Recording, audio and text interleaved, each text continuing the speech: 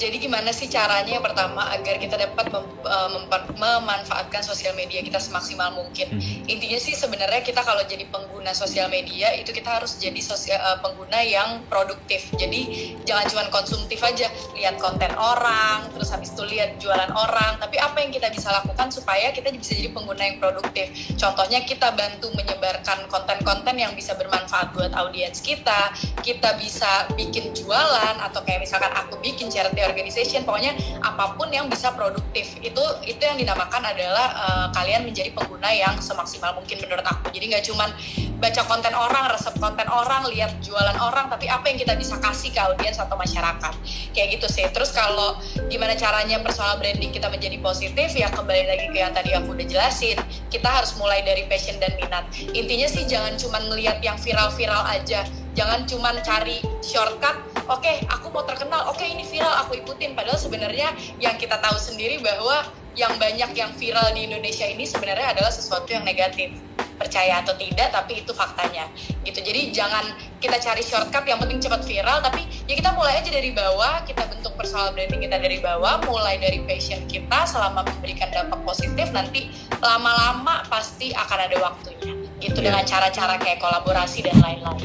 Mungkin itu sih Mas. Karena Mbak Dinda kalau misalnya menjadi populer, mendapat endorsement, akhirnya mendapatkan penghasilan, itu kan sebenarnya bukan tujuannya, itu adalah dampak daripada tujuan baik kita atau positif kita membangun brand itu, menciptakan konten-konten yang bagus dan juga orang suka gitu. Ini sebenarnya berkaitan tadi sedikit dengan apa yang mau saya tanya. Orang-orang yang memulai sosial media, apapun generasinya, terus mulai tergila-gila untuk likes, perhatian, komentar positif, itu sebenarnya apa yang terjadi sih Mbak Dinda? Pernah ngerasa kayak gitu nggak pada saat berkonten?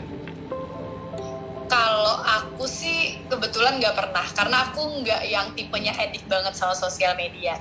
Tapi aku pernah baca tuh ada beberapa penelitian memang yang jadi sifatnya tuh memang sosial media itu kalau dipakai secara berlebihan dan secara nggak sehat, dia tuh sifatnya adiksi.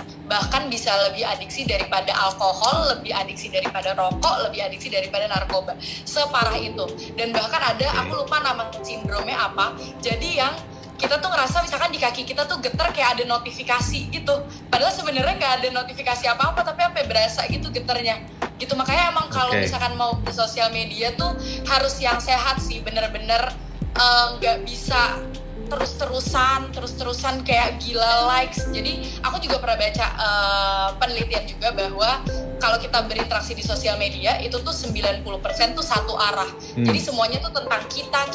Jadi kita nggak lihat nih audiens kita tuh mau komunikasi apa tuh nggak lihat gitu. Jadi sehingga kalau terlalu terlena akan hal itu tuh bisa menjadi dampak negatif juga. Jadi harus pinter-pinter tahu kapan harus istirahat, jangan sampai itu ganggu tidur, jangan sampai sebenarnya ada deadline kerjaan, deadline PR di rumah jadi terbengkalai gara-gara itu, kan kacau juga ya. Oke, dari penjelasan Mbak Dina sih sepertinya adiksi itu yang berdampak pada komentar-komentar negatif yang bahkan Indonesia jadi dicap karena komentar-komentar itu yang diaplikasikan ke orang luar bahkan kan? Benar, karena kan dia secara dikomentarin, oh aku seneng nih dapat atensi, oke akhirnya dia post lah, entah itu sebenarnya nggak bagus, entah itu viral tapi sebenarnya negatif, yang penting mereka dapat atensi aja gitu. Jadi adiksi dapat atensi itu sih yang bahaya.